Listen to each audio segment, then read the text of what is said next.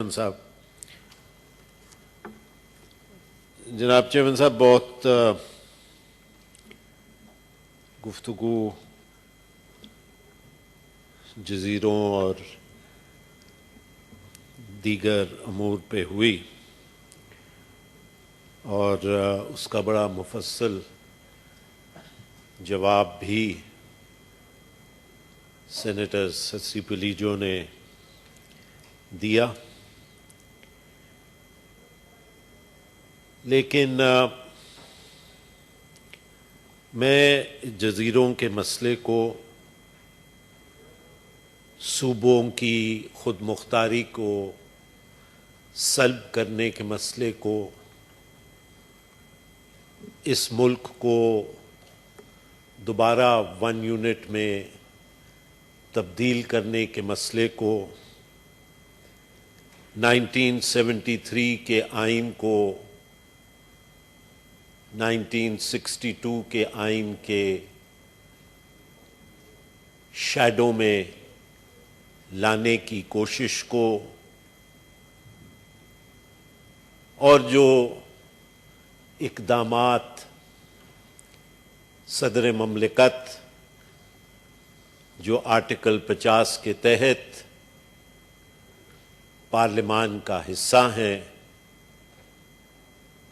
ان کی جس طریقے سے مختلف اپوائنٹمنٹس جو 10 یا 12 کے قریب بنتی ہیں، ان کو کس طرح اعلیٰ عدالتوں نے سیٹ اسائیڈ کیا، ان کا کس طرح ill intentioned reference supreme court کے ججز کے خلاف کو سپریم کورٹ نے سیٹ اسائیڈ کیا، یہ تمام باتیں اپنی جگہ ہیں۔ لیکن جناب چیئرمین، پاکستان اب ایک ایسے نہج پہ آ کے کھڑا ہوا ہے کہ جہاں پہ یہ ساری بحث بے معنی لگ رہی ہے، اور وہ بے معنی اس لیے لگ رہی ہے کہ لگتا ایسے ہے کہ ریاست نے اس بات کا فیصلہ کر لیا ہے کہ وہ تمام تر فالٹ لائنز جو اس ملک کے اندر موجود ہیں، ان تمام تر فالٹ لائنز کو اجاگر کیا جائے، اور اس کی کیا کاسٹ ہوگی، اس کے کیا اثرات وفاق پہ مرتب ہوں گے، اس کو مد نظر نہیں رکھا جا رہا۔ جناب چیئرمین، اس ملک کے اندر بڑے عرصے سے یہ روایت چلتی آئی اور مشکل سے کچھ وقت کے لیے وہ ختم ہوئی تھی، لیکن اب پھر اسی روایت کو اجاگر کیا جا رہا ہے کہ جو بھی اپنے حقوق کے لیے، صوبائی خود مختاری کے لیے، آزادی صحافت کے لیے، طلبہ یونینز کے لیے، لیبر یونینز کے لیے آواز اٹھاتا ہے، اس کو غدار وطن کا تغمہ دے دیا جاتا ہے، اور اس ضمن میں ایسے قوانین نافذ کیے جا رہے ہیں اور ان کا بے دریغ استعمال ہو رہا ہے۔ طلبہ کے نہتی جلسہ اور جلوس ہوا لاہور کے اندر،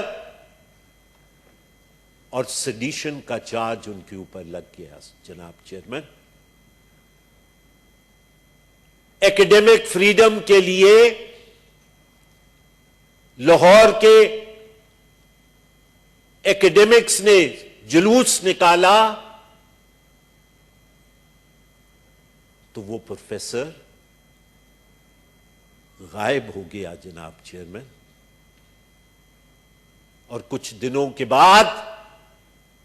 جب واویلا مچا تو وہ واپس برآمد ہو گیا۔ جناب چیئرمین، اسی طرح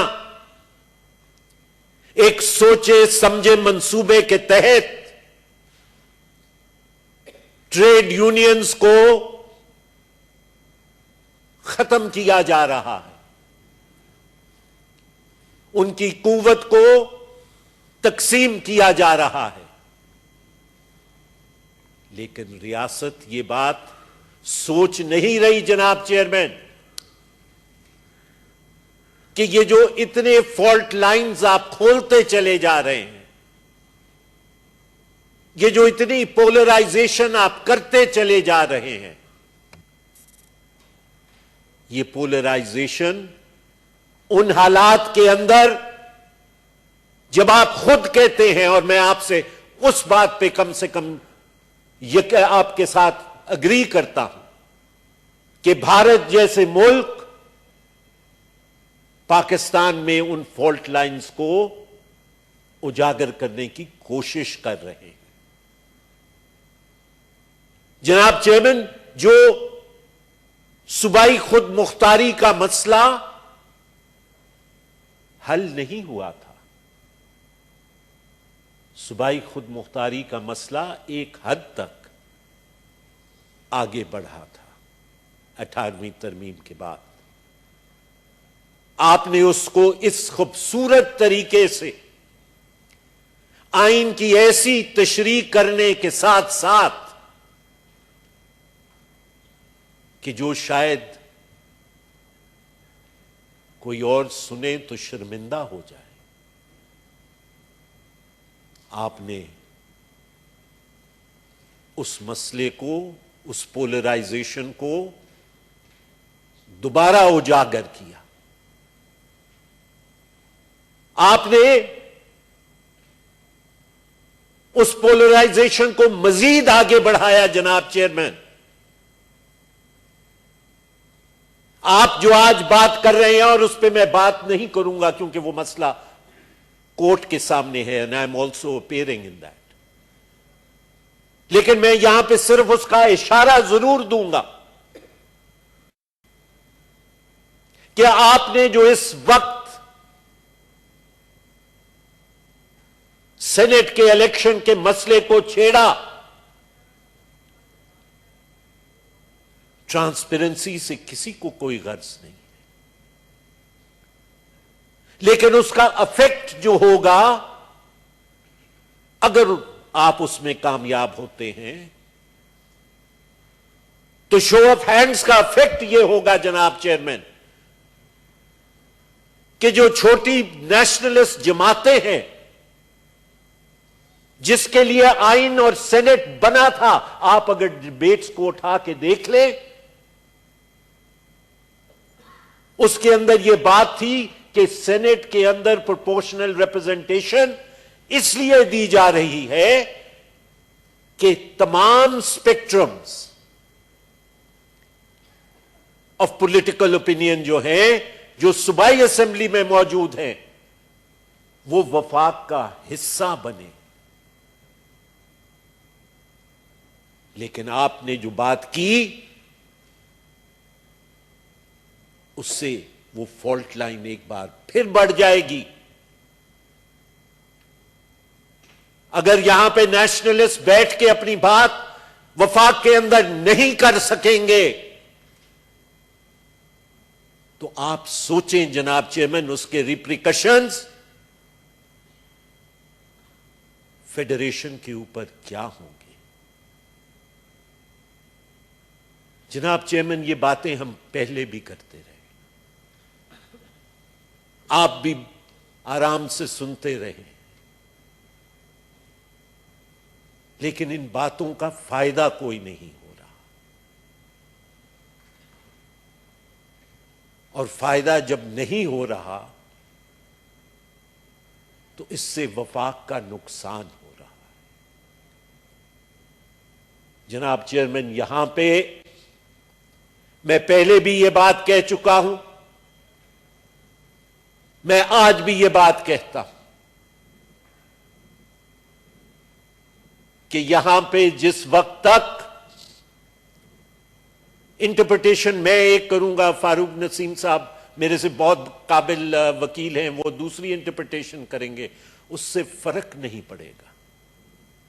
انٹینٹ کیا ہے 172 کا آئیلینڈز اور اس کے سلسلے میں وہ بھی بڑی اچھی طرح جانتے ہیں، میں بھی بڑی اچھی طرح جانتا ہوں۔ لیکن مسئلہ جناب چیئرمین، جب تک تمام ادارے اس بات پہ رضامند نہیں ہوتے کہ جو ٹرائیکوٹمی آف پاور 73 کے کانسٹیٹیوشن میں دی ہوئی ہے، اس ٹرائیکوٹمی آف پاور کو امپلیمنٹ کیا جائے، اس وقت تک جناب چیئرمین یہ تمام باتیں بے سود ہیں۔ کبھی آپ کسی کو استعمال کرتے ہیں آئین کو سرکموینٹ کرنے کے لیے، کبھی آپ کسی اور ادارے کو استعمال کرتے ہیں آئین کو سرکموینٹ کرنے کے لیے۔ آئین کے ساتھ یہ کھلواڑ اب مزید نہیں چل سکتا جناب چیئرمین، کیونکہ آئین کے ساتھ یہ کھلواڑ وفاق کے ساتھ کھلواڑ ہے، اور ہمیں اس بات کو سمجھنا چاہیے۔ آئین کے تحت 3 ادارے ہیں، ایگزیکٹو ہے، پارلیمنٹ ہے اور جوڈیشری ہے۔ پارلیمنٹ نے پہلے بھی پہل کی، یہ کہا جاتا ہے کہ فورم کیا ہوگا، فورم پارلیمنٹ ہے۔ مزید اسپیسیفائی کرنا ہے تو پارلیمنٹ نے پہلے بھی پہل کی، سینٹ نے پہل کی، کمیٹی آف دا ہول بیٹھی، دیگر ادارے آئے، اسی ہال میں آئے، یہاں پہ بات ہوئی۔ یہ ڈائیلاگ پارلیمنٹ کو انیشیٹ کرنا ہے، اور اگر پارلیمنٹ اس ڈائیلاگ کو انیشیٹ کرنے میں اداروں کے درمیان، میں یہاں پہ واضح کر دوں جناب چیئرمین کہ میں اس ڈائیلاگ کی بات نہیں کر رہا جو اپوزیشن اور حکومت کے درمیان ہے، ہرگز نہیں، وہ ڈائیلاگ نہیں ہو سکتا، اور اس ڈائیلاگ کا فائدہ بھی کوئی نہیں ہے، کیونکہ that would mean, Mr. Chairman, that Pakistan's ruling elite will make compromises in one form or another to extenuate their rule. لہذا میں گورنمنٹ اپوزیشن ڈائیلاگ کی بات نہیں کر رہا، میں اداروں کے درمیان ڈائیلاگ کی بات کر رہا ہوں، اور اداروں کے درمیان ڈائیلاگ واحد حل ہے وفاق کو مستحکم کرنے کا جناب چیئرمین، وفاق کو آگے لے جانے کا۔ جب تک ریاست پاکستان اور پاکستان کا ہر شہری اور پاکستان کا ہر ادارہ اس بات کو تسلیم نہیں کرے گا کہ اس کا اوڑھنا بچھونا آئین پاکستان ہے، اور اس کے اندر کلیورنس اور نائسٹیز سے اب کام نہیں چلے گا مسٹر چیئرمین. میں آپ کو شکر گزار ہوں. Thank you ji. Senator Aurangzeb.